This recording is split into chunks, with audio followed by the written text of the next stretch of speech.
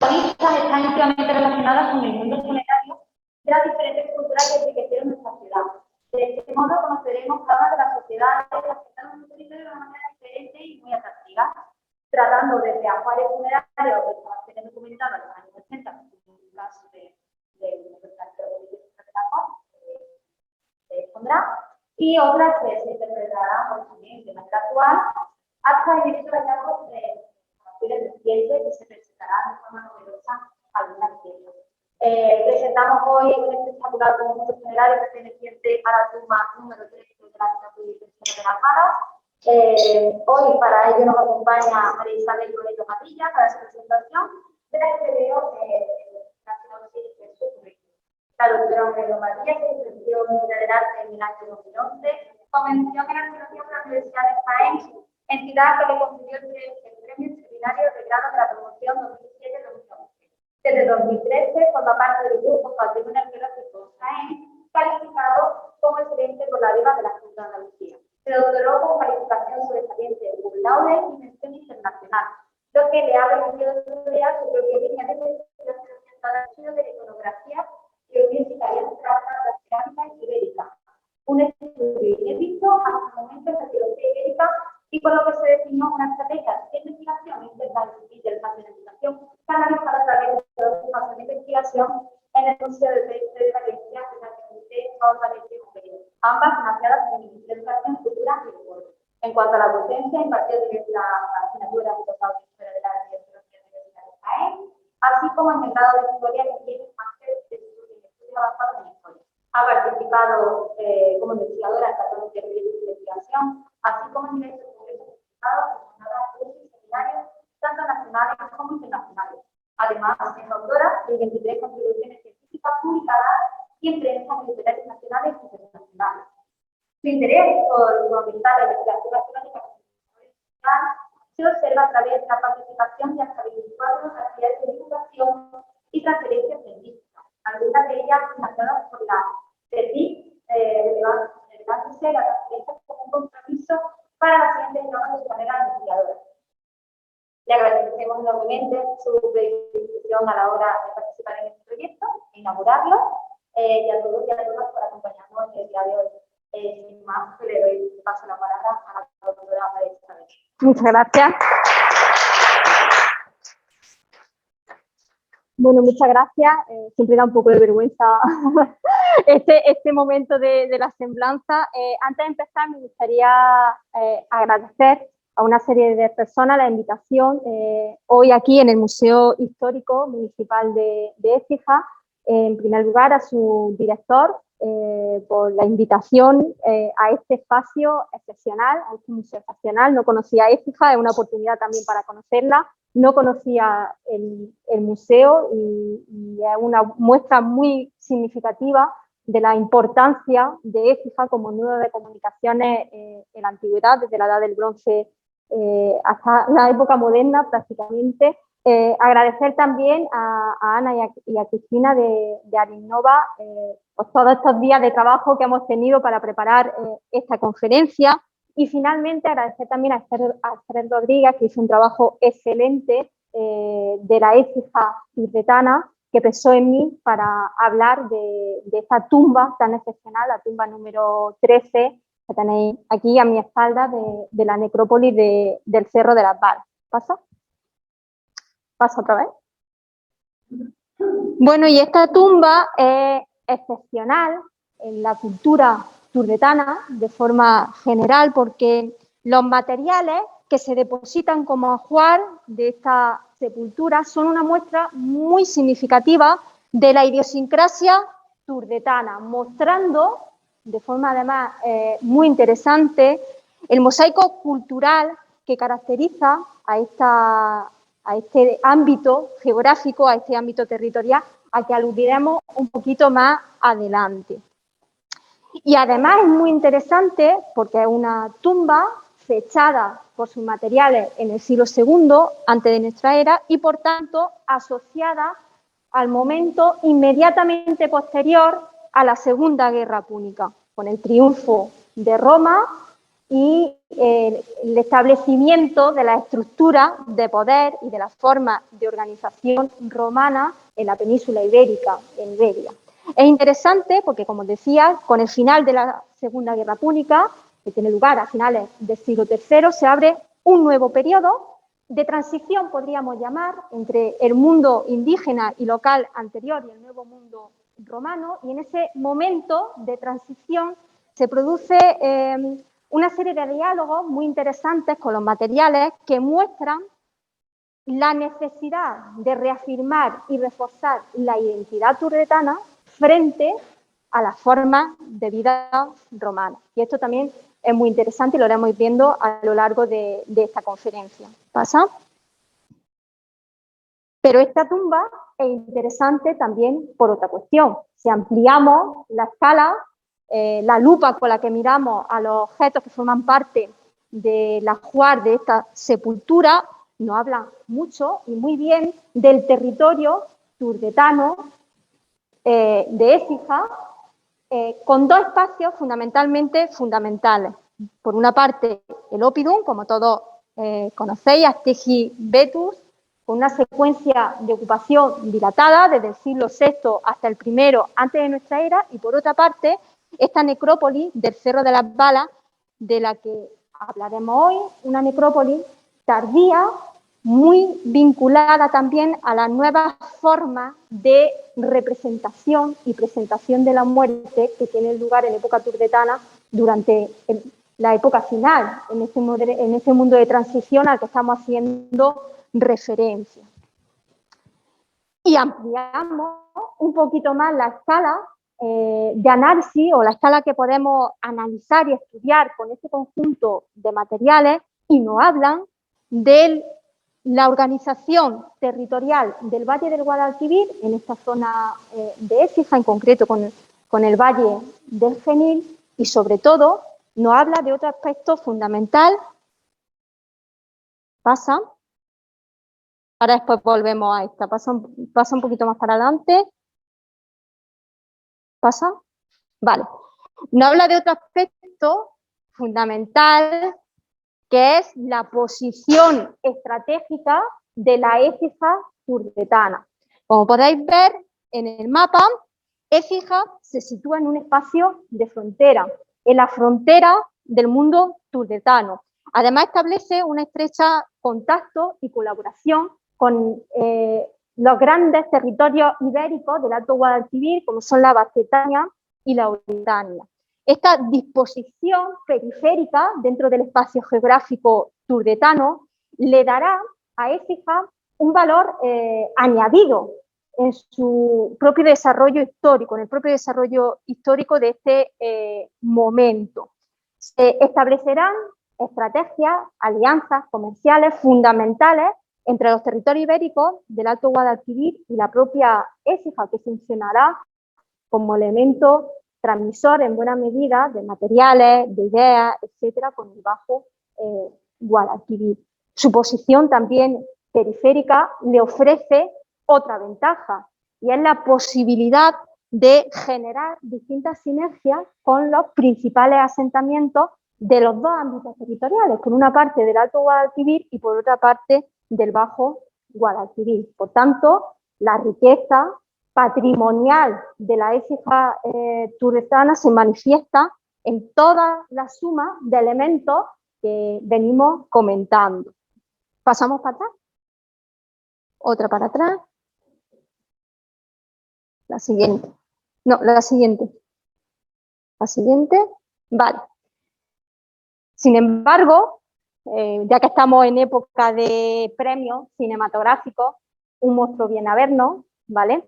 La necrópolis del Cerro de las Balas, como bien sabéis, ha sido objeto de expolio sistemático desde 1940, un expolio sistemático que ha provocado la pérdida de más de 200 sepulturas, es decir, prácticamente la totalidad del paisaje funerario de esta necrópolis, y en los años 80 se realizó, como consecuencia de ese expolio sistemático, una excavación de urgencia dirigida por Esther Núñez y Jesús Muñoz, que permitieron documentar 50 sepulturas, recuperar parte de los ajuares y del paisaje funerario al que hacía referencia anteriormente y poder definir, al menos superficialmente, qué caracterizaba a esta necrópolis. Como os decía antes, el expolio sistemático ha destruido todo el paisaje funerario.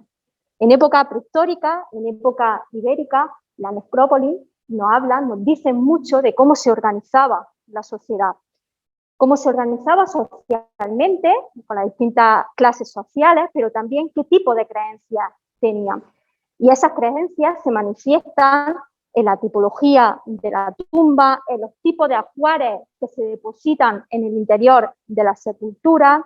El expolio sistemático ha impedido conocer qué caracterizaba de forma precisa a esta necrópolis, a pesar de que la excavación de urgencia nos ha permitido recuperar algunos datos muy importantes y muy interesantes que iremos viendo a lo largo de la conferencia. ¿Pasa?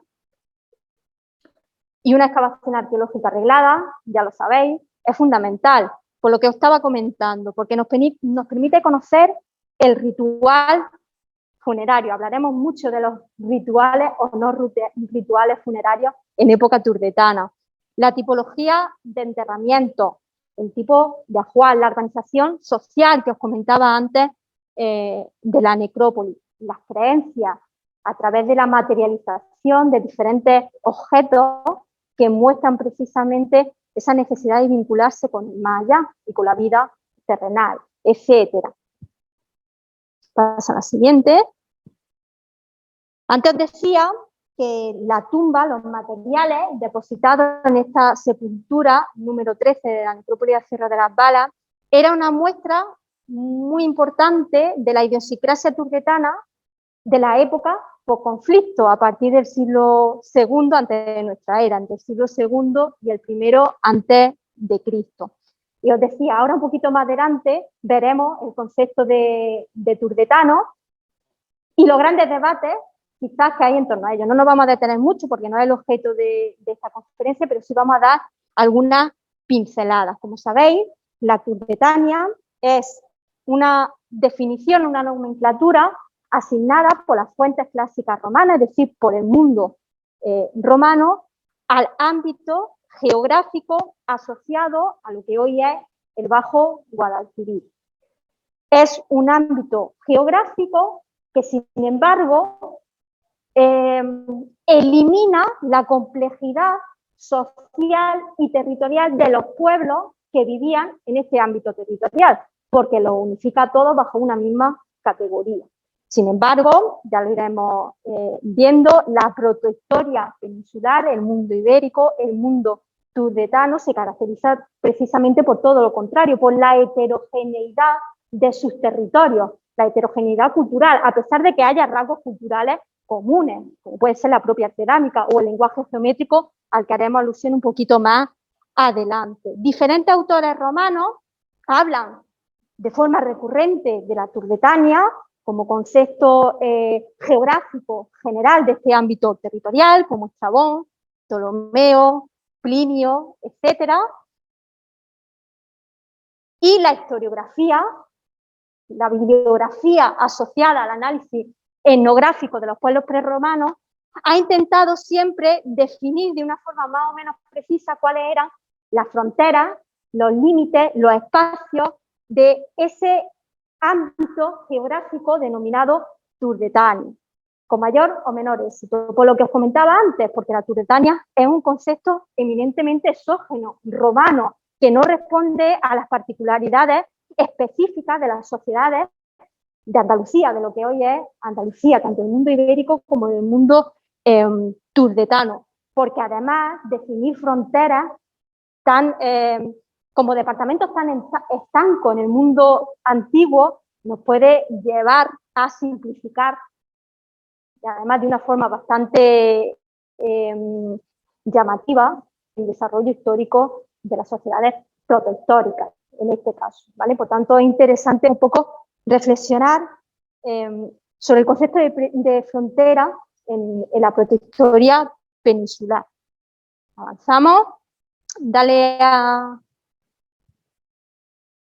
Dale a todo. Siguiente y siguiente. Bueno, como os decía, para resumir, la Turdetania es un concepto geográfico otorgado por el mundo romano que no responde realmente a la complejidad del desarrollo histórico de este ámbito territorial, pero que resulta para la arqueología sencillo a la hora de delimitar los ambientes que estudiamos. La Turdetania, además, es una realidad cultural eminentemente heterogénea en función del lugar que ocupen en el mapa los diferentes territorios turdetanos. Las características serán diferentes, en algunos casos totalmente diferentes, y además es una realidad cultural donde las influencias externas juegan un papel fundamental desde el punto de vista positivo, es decir, asumen la influencia externa del mundo fenicio, del mundo púnico, del griego, de los iberos, del Alto Guadalquivir, y la readaptan a sus propias necesidades. Eso supone una riqueza cultural que multiplica con creces su propia historia, ¿ok? Y como os decía antes, en la écija turdetana se constata lo que os comentaba anteriormente, esas relaciones intensas que se establecen con el Alto Guadalquivir, la cercanía, así lo marca, así lo determina, a través de esas dos grandes áreas geográficas definidas a su vez por los romanos, que son los bascetanos y los oretanos del Alto Guadalquivir. Y os comentaba antes que la excavación arqueológica, el poder documentar y el poder definir las cronologías y los contextos de un espacio arqueológico determinado es fundamental, ¿ok? Es tan fundamental que en el caso del Cerro de las Balas ha permitido incluir una nueva variante, podemos decirlo así, en el estudio del mundo funerario de la denominada Turdetania por las fuentes clásicas. Aquí tenéis en pantalla un título sugerente, un enclave turdetano de frontera con un mundo funerario presente. ¿Qué significa esto? Bueno, en la bibliografía, cuando se hace alusión al mundo funerario turdetano, se dice siempre que el mundo funerario está ausente, que no hay evidencia de estructura, de tipología de urna, de tipología de ajuares, etc. Se alude, hay especialistas en el mundo turdetano como José Luis Casena, consideran que esa ausencia, entre comillas, del mundo funerario se debe a que se practicaban otro tipo de rituales que no dejaban huella arqueológica, ¿vale? Por ejemplo, depositar el cuerpo de los individuos en lagos, en ríos, verter las cenizas del individuo en el paisaje, en el bosque, en los campos, etcétera. Es decir, no deja ningún tipo de huella a través de necrópolis, a través de enterramientos domésticos, y eso nos impide conocer de una forma más precisa cuál era el tipo de ritual. Sin embargo, en los últimos años, numerosas intervenciones cada vez más, sobre todo asociadas al periodo que se abre después de la Segunda Guerra Púnica, ponen de manifiesto la existencia de necrópolis como la del Cerro de las Balas, que muestran que hay una intención de marcar los espacios funerarios, de marcarlo en el territorio, de marcarlo en el paisaje, de identificarlo. Y además otra cosa, que esas necrópolis formen parte de los mecanismos de identidad de estas sociedades, de estos poblados, de estos ópidas, como es el caso de Écija. Esto no es baladí. Todos, si hacemos el ejercicio en la sociedad actual, nuestros cementerios, nuestras necrópolis forman parte de los mecanismos de socialización nuestra también, con nuestros antepasados, pero también con nuestros familiares vivos, ¿vale? A través de los diferentes rituales de recuerdo también del familiar fallecido. Pues ese mismo concepto es el que tiene lugar con las necrópolis protohistóricas, y es el concepto que se adopta de forma interesante, además de una forma muy interesante, en el caso del Cerro de las Balas. ¿Ok? ¿Estamos? Vamos a pasar ahora, ya sí que sí, específicamente a esta tumba número 13, que nos muestra de forma muy concreta todos los rasgos que he ido prefigurando en los minutos anteriores. La tumba se excavó en esa excavación de urgencia de los años 80 que os comentaba anteriormente y se caracteriza por depositar la urna y el ajuar funerario sobre la roca, estar delimitada, como podéis ver en la reproducción, por una serie de piedras que marcan, que delimitan el espacio de la sepultura y presentar en su interior, por una parte, una urna cineraria con un plato tapadera y por otra parte una serie de armas, una serie de elementos metálicos vinculados a armas que iremos analizando de forma específica a continuación. Vamos a empezar por la urna, que os decía, una urna cineraria, es decir, contiene las cenizas del difunto o de la difunta de esta sepultura. Por tanto, ya respondemos a una de las cuestiones que hemos visto anteriormente. El ritual funerario del mundo turdetano de Écija tras la Segunda Guerra Púnica es el ritual de cremación. Una cremación que se realiza en una pira funeraria, depositándose posteriormente tanto los huesos como los elementos de ajuar en el interior de esta sepultura. En el caso de la urna, y es algo recurrente en toda la urna recuperada en la excavación de los 80, destaca el desarrollo de una decoración pintada de tipo geométrico, como podéis ver en la imagen. Una decoración pintada fundamentalmente definida por programas con bandas, con líneas onduladas verticales o aguas, como podéis ver en pantalla, con segmentos de círculos concéntricos, con semicírculos, es decir, todo el abanico de símbolos geométricos que son los característicos, a su vez, del lenguaje geométrico de la protohistoria peninsular. Os decía antes, tienen rasgos distintivos diferenciadores, pero rasgos culturales comunes. Y entre esos rasgos culturales está el lenguaje geométrico de la cerámica. Símbolos comunes que se asocian de forma diferente, es decir, el orden que adquieran los motivos decorativos en cada uno de los recipientes responde a los territorios a los que están asociados. Nos permiten hacer lecturas territoriales y sociales mucho más amplias, mucho más complejas. ¿Ok? El lenguaje geométrico es fundamental. El lenguaje geométrico define y caracteriza la propia Écija turdetana. Es el caso de las cerámicas documentadas durante la excavación de la Plaza de Armas que tenéis aquí en el museo, donde se puede ver todo el repertorio decorativo de la cerámica turdetana de Écija y es también el común a otros espacios de ese ámbito geográfico turdetano al que aludíamos anteriormente, como Alonoz, Pajar de Artillo o el propio Cerro de las Balas. Y como os decía anteriormente, la asociación que adquieren, las características específicas que adquieren dentro de la urna, están asociados a los territorios a los que se circunscriben, a los que se adscriben. ¿Pasa?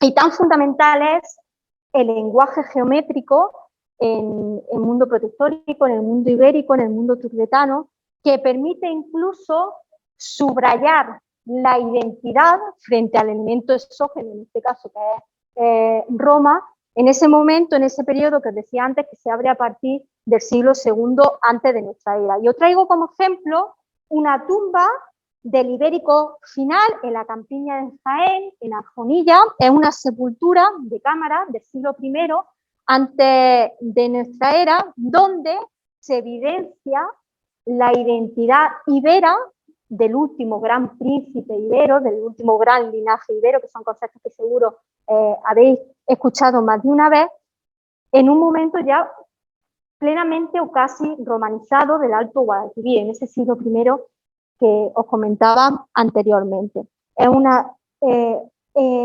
sepultura monumental con cerámica romana, evidentemente, estamos ya en una época romana, con armas romanas, pero también con elementos de ajuar ibero.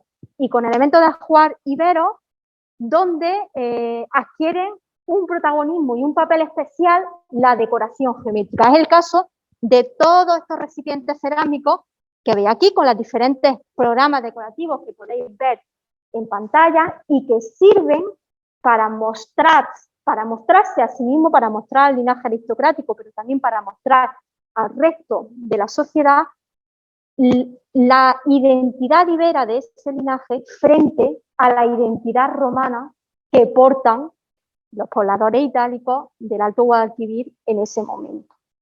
¿Vale? Y vamos a hacer un ejercicio, si os parece. ¿Cuáles son los elementos culturales que definen a Écija? ¿Cuáles creéis que son? ¿Qué os definen como écijanos?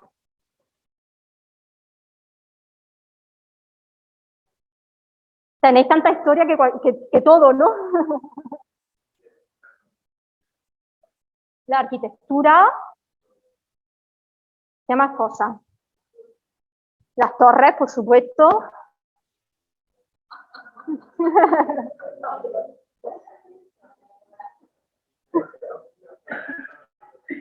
¿El qué, perdona?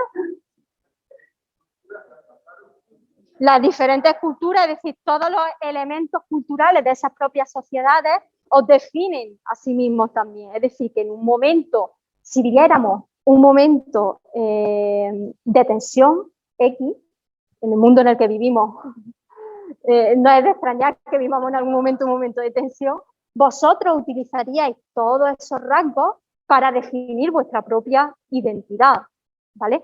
Para subrayar vuestro rasgo identitario, vuestro rasgo cultural. Pues lo que ocurre a partir del siglo II en todo el mundo ibérico y en todo el mundo turdetano. Se utilizan los grandes lenguajes del periodo anterior para subrayarse y resignificarse frente a todos los elementos externos y todos los estímulos externos que están llegando de Roma, ¿no? Y este es el caso particular y específico de la decoración geométrica.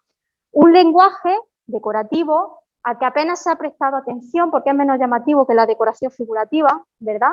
Pero que sin embargo tiene muchísimo valor a las sociedades antiguas por una razón fundamental, porque el lenguaje figurativo estaba vinculado únicamente a las clases sociales altas y el lenguaje geométrico identificaba a todas las clases sociales por igual. Era un elemento de cohesión, un elemento plenamente comunitario. ¿Ok?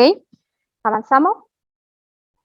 Bueno, y estos son otros de los elementos que forman parte de esa tumba principesca de Piquía que os comentaba anteriormente, con el depósito en el interior de la tumba de un carro muy vinculado con el mundo aristocrático ibero, avanza, y también con el depósito de 4 cráteras áticas que están igualmente vinculadas con el mundo aristocrático ibérico. Pero mientras que las cráteras y el carro están asociados únicamente a la cúspide de la pirámide social, la decoración geométrica están asociados a todo. Por tanto, en el ritual de enterramiento de esta familia aristocrática de la campiña de Jaén, de Arjona, fue fundamental el depósito de las decoraciones geométricas, de las urnas con decoración geométrica, para lanzar un mensaje al resto de los individuos de esa sociedad. Y el mensaje era muy directo y era: ojo, que el mundo romano está aquí, pero nuestra identidad ibera sigue presente. ¿Ok? Y esa misma finalidad y ese mismo objetivo es el que persigue la urna con decoración geométrica depositada en la necrópolis de Cerro de la Abada. Subrayar la identidad turdetana frente al nuevo modo de vida romano. ¿Okay? Junto con la cerámica que os comentaba antes, la urna estaba tapada, como decía, con un plato que he usado como tapadera para guardar la ceniza, y junto al recipiente cerámico están los elementos metálicos que decía antes, vinculadas a una serie de armas. La primera de ellas la tenéis en la imagen superior. Se trata de un gladius hispanensis, es una espada recta. Fernando Quesada, que es el mayor especialista en armamento ibérico, considera que puede ser el primer prototipo de Gladius hispanensis netamente romano, ¿vale? O al menos uno de los primeros prototipos, y es una espada recta, alargada, como podéis ver en la imagen, que es inutilizada para su depósito en el... Si veis en la imagen, está partida en dos. Este ritual de la inutilización de las armas es común en el mundo ibérico.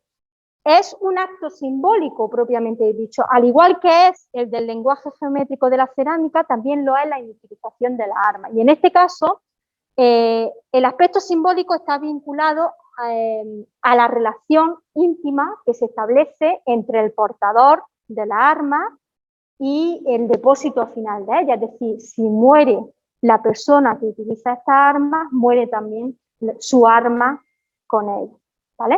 Es algo simbólico, conceptual, muy vinculado con ese mundo de las creencias que os comentaba anteriormente. Junto con el Gladius hispanensis se documentan dos puntas de lanza o de jabalina, son armamento de asta, tendría un vástago de madera que obviamente no se conserva en el registro arqueológico y que estarían vinculados con el equipamiento de un guerrero de época turetana, de época ibérica, que es el que representa en este caso. Pasan. Y el tercer tipo de arma es este puñal. A la izquierda tenéis el puñal de hierro, a la derecha tenéis la vaina y la empuñadura del puñal, que sería de bronce con los remaches en hierro. Y en este caso, este tipo de arma tiene también un carácter simbólico, no tiene un carácter funcional, aunque se pueda utilizar en un momento dado, ¿vale? No tiene un carácter meramente funcional. El puñal es un elemento de prestigio en el mundo ibérico y en el turdetano de este momento.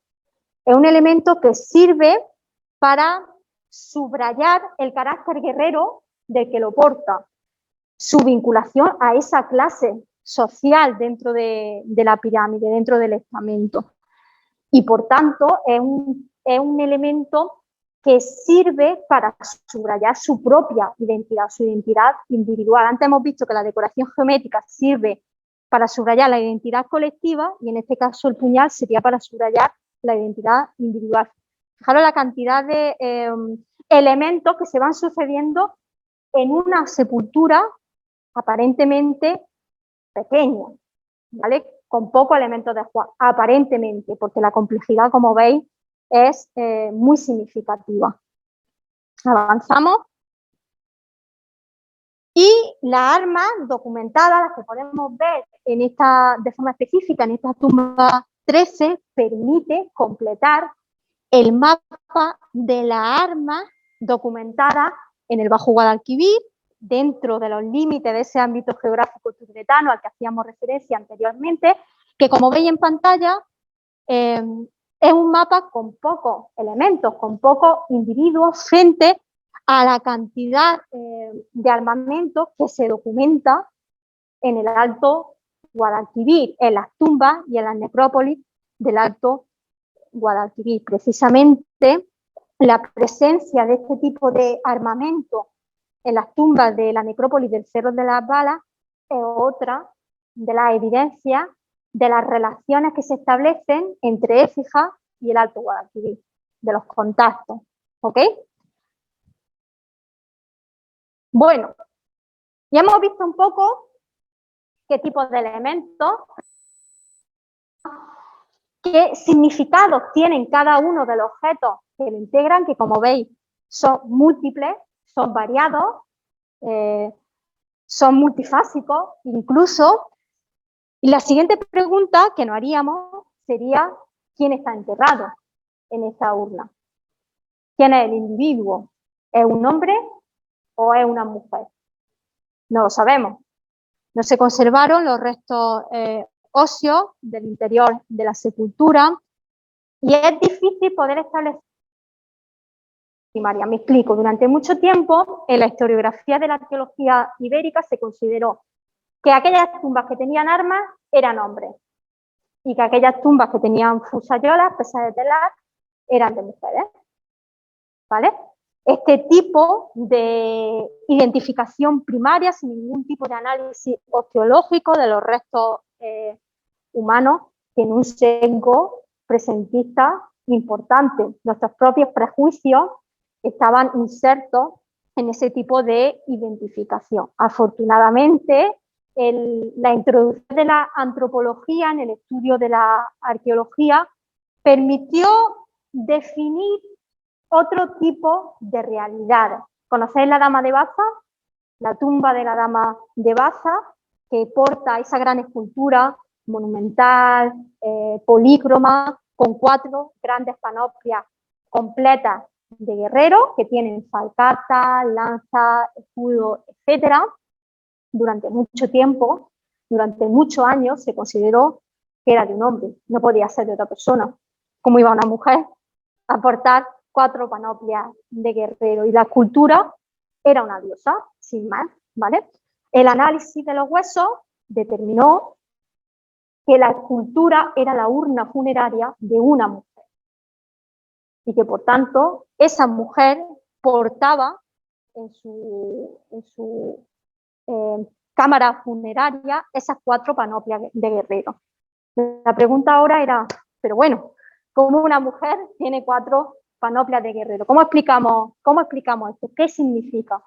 Pues lo que significa es que esa mujer era la fundadora de uno de los grandes linajes, de una de las grandes familias aristocráticas de Baza, de Basti, del oppidum principal de la Bastetania, de ese ámbito geográfico al que hacíamos alusión anteriormente. Por tanto, las mujeres también se entierran con armamento. Igual que los hombres, hay hombres que también se entierran con fusayolas, con pesas de telar. Por tanto, ante la ausencia de restos óseos que nos permitan definir con claridad qué individuo estaba enterrado en su interior, no podemos aseverar ni una cosa ni la otra, ni que se trate de un hombre ni de una mujer. Simplemente subrayar que hay una panoplia prácticamente completa, a excepción del escudo, en el interior de la sepultura, y que se subraya el prestigio de la persona enterrada en ella precisamente a través del puñal que se deposita en su interior. Y todo este elemento, el gladius hispaniensis, que puede ser un prototipo hispano, pero también puede ser un prototipo ya romano, el portar las lanzas, el portar la jabalina, el portar el propio puñal, se encuentra dentro de otra iconografía que es también muy común en el mundo ibérico y en el mundo turdetano final, que es el que se muestra precisamente en los relieves de Osuna, no sé si lo conocéis, sí, ¿verdad? Donde se muestra precisamente diferentes escenas. Una de ellas la tenéis a la derecha de la imagen, un guerrero que porta un escudo, que es el elemento que no tenemos presente en la tumba, y una falcata. En otros relieves tienen también una espada recta, un gladius hispaniensis, como el caso de la tumba número 13 que nos ocupa en el día de hoy. Elementos, en definitiva, que marcan cómo se mostraban los individuos turdetanos, los ciudadanos turdetanos, tras la Segunda Guerra Púnica, cómo se significaban, qué elementos les caracterizaban. Avanzamos. Bueno, y todo lo que hemos visto a lo largo de esta conferencia, el conjunto material que integra esta tumba, su vinculación, sus posibles relaciones con otros ámbitos territoriales, la propia adopción de la cremación es una adopción por influencia bastetana y oretana, el depósito de la urna también, el depósito del recipiente cerámico está muy vinculado con la propia tradición alfarera turdetana y de Écija en particular, a través de esas decoraciones bícromas en rojo y negro que tanto caracterizan también al mundo turdetano, y todos esos elementos subrayan los distintos niveles de significación que tiene esta tumba, con todos estos elementos que acabamos de ver. Por una parte, lo que acabo de comentar, la continuidad de esa tradición alfarera turdetana que hunde sus raíces en los siglos anteriores y que adquiere un nuevo valor y un nuevo sentido tras la Segunda Guerra Púnica, muy vinculada a esa necesidad de subrayar la identidad territorial y la identidad local a la que aludíamos anteriormente. La propia ritual funerario, con la cremación, el tipo de armas que se depositan en ellos, muestran el contacto estrecho que se establece entre la écija turdetana y el mundo ibero del Alto Guadalquivir. Además, de una forma mucho más general,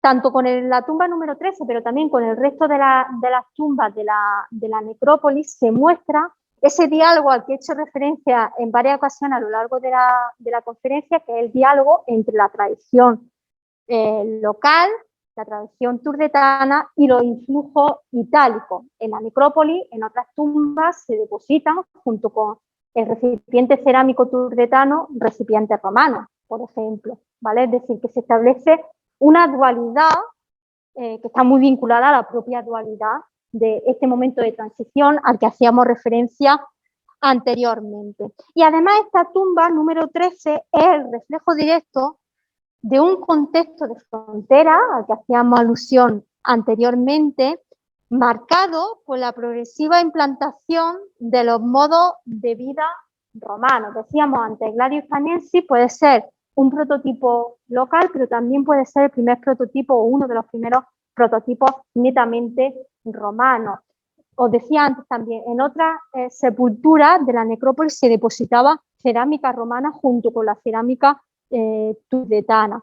Y esa dualidad es la que marca muy bien este periodo, caracteriza muy bien este periodo y subraya además la complejidad del periodo posconflicto, es decir, el periodo que se enmarca entre el siglo II y el primero antes de nuestra era, y todos los mecanismos de resistencia cultural, podríamos decirlo así, de los pueblos indígenas, de los pueblos locales frente al mundo romano, en este caso a través de los elementos de ajuar de una necrópolis que a su vez muestra el cambio de dinámica en los enterramientos que tienen lugar durante este periodo.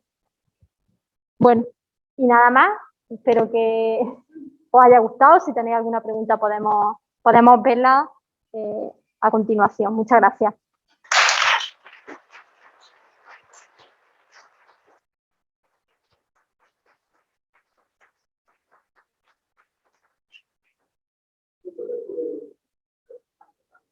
Sí, lo están grabando. Sí.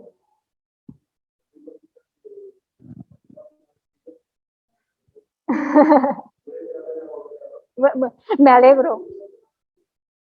Muchas gracias. Sí.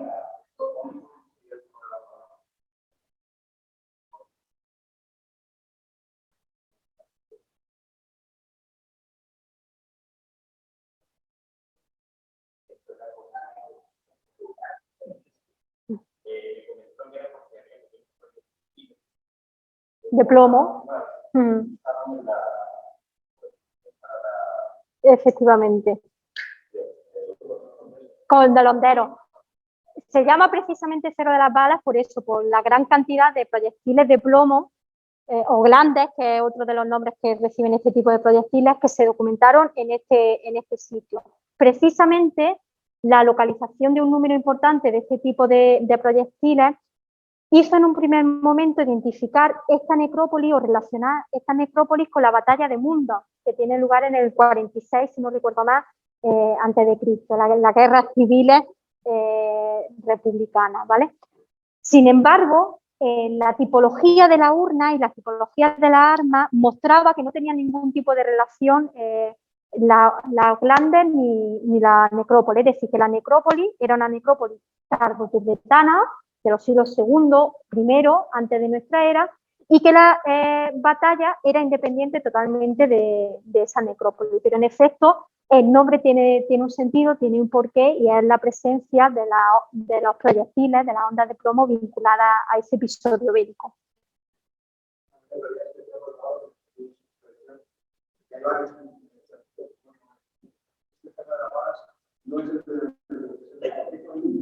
Al lado, ¿no?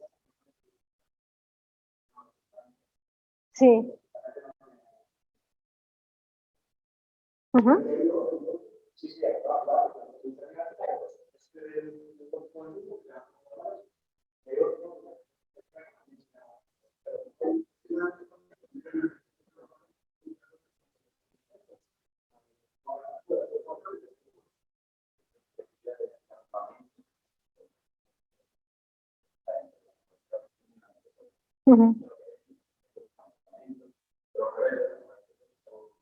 En esa zona, ¿no?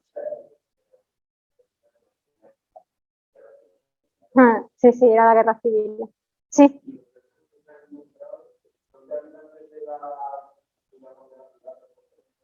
Sí, son habitantes de Écija, los habitantes del siglo II de la Écija turdetana. No sé cuál es la distancia entre el Cerro de las Balas.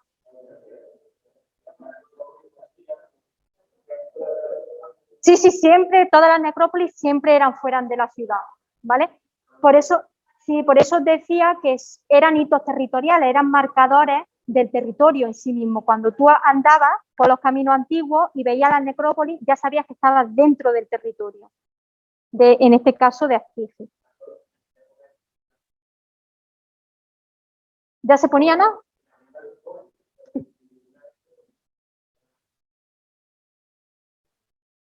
Ah, sí, sí, pero no hay evidencias de expolio para época ibérica y para época turdetana. Es decir, ellos respetaban. Tened en cuenta una cosa, que en época protohistórica las necrópolis son también lugares rituales, son lugares sacros, lo son también actualmente, ¿vale?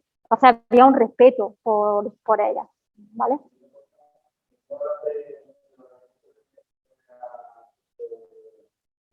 De los recipientes.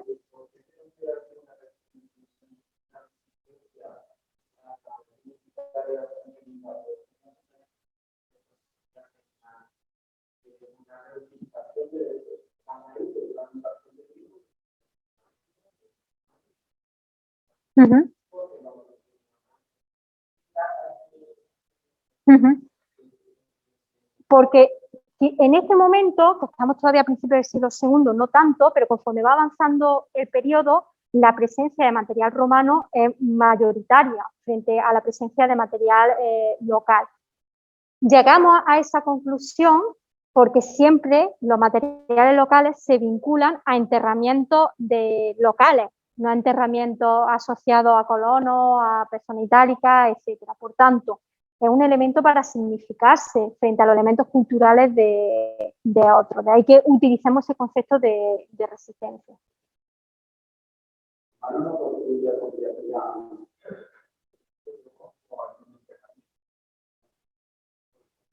No, los romanos normalmente construían en... Hay que tener en cuenta una cosa, que las necrópolis protostóricas siempre están fuera de los ópidas. Eso es una ventaja, porque los romanos normalmente construyen encima de los ópidas, pero al no estar las necrópolis ahí, no se alteran en principio esos espacios, a no ser que haya otro tipo de asentamiento encima de estos espacios.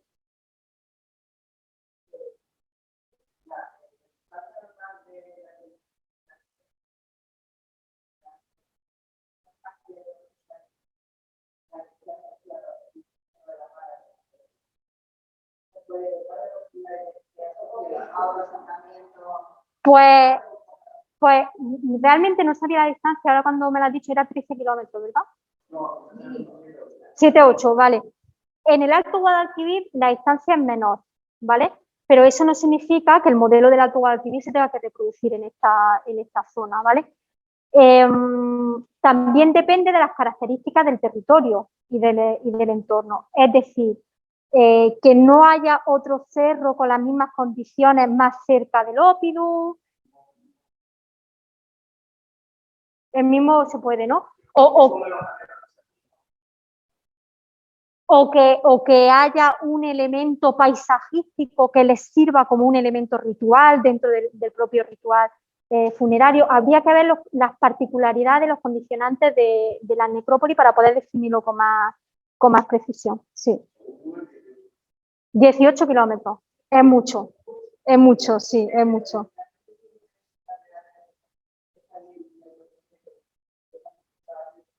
Sí, es mucho. Quizá a lo mejor pertenezca a otro asentamiento que pueda formar parte del territorio de Actifi, ¿eh?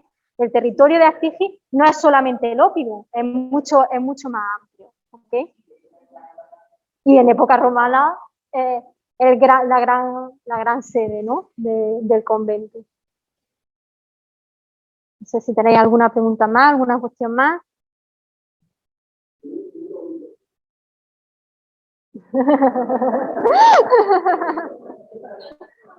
Que vayáis esta tarde a ver si hay condicionantes, ¿no? No se han encontrado.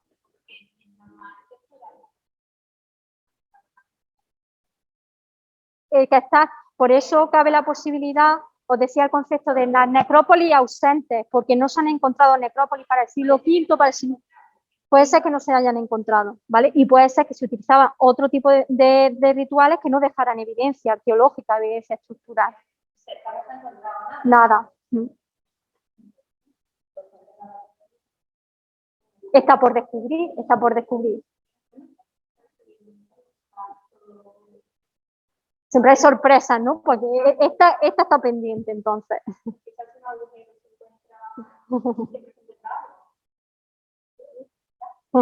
Bueno, es que existe un nudo de comunicaciones entre es lo que decía antes.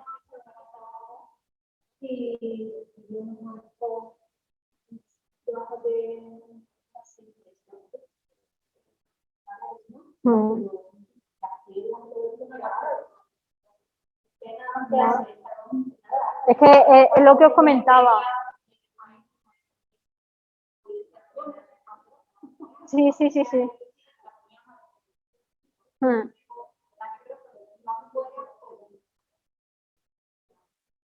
No, puede formar parte, es lo que digo, el territorio de la Écija turdetana de Astiages sería un territorio amplio. Antes decía, es que Écija es un nudo de comunicaciones fundamental entre el Alto Guadalquivir y el Bajo Guadalquivir, es que está en el centro, controla todo lo que se mueve a uno y otro lado, y a un reflejo precisamente de eso, tanto en época turdetana como en todas las fases históricas que tenéis.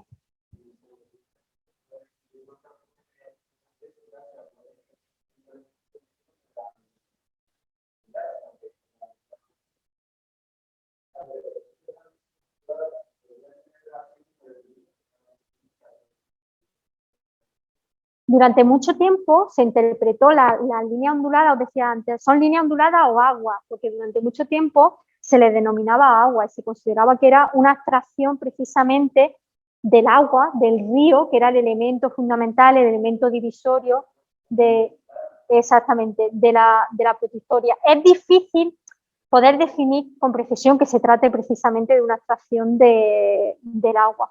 Lo que es indudable es que las aguas forman parte de la propia identidad turdetana, aparecen en muchísimas decoraciones de recipientes cerámicos. Sí.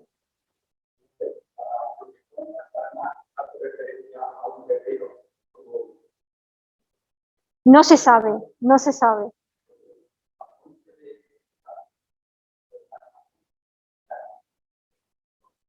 Sí. Es posible que sea un hombre, pero no podemos descartar que sea una mujer, ¿vale? Por el ejemplo que he puesto antes de la dama de gafas. Pero es posible que sea un hombre. Efectivamente. Y esa vinculación a la que hace referencia queda muy bien subrayada de forma simbólica con la inutilización de las armas, rompiendo las armas, doblándolas para depositarlas finalmente en la sepultura que no tengan más uso, ¿no? Esa vinculación simbólica entre el guerrero y su arma. Exactamente, sí.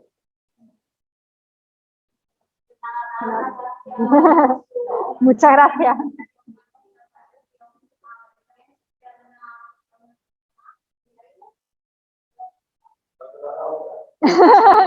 Cuando queráis, cuando queráis.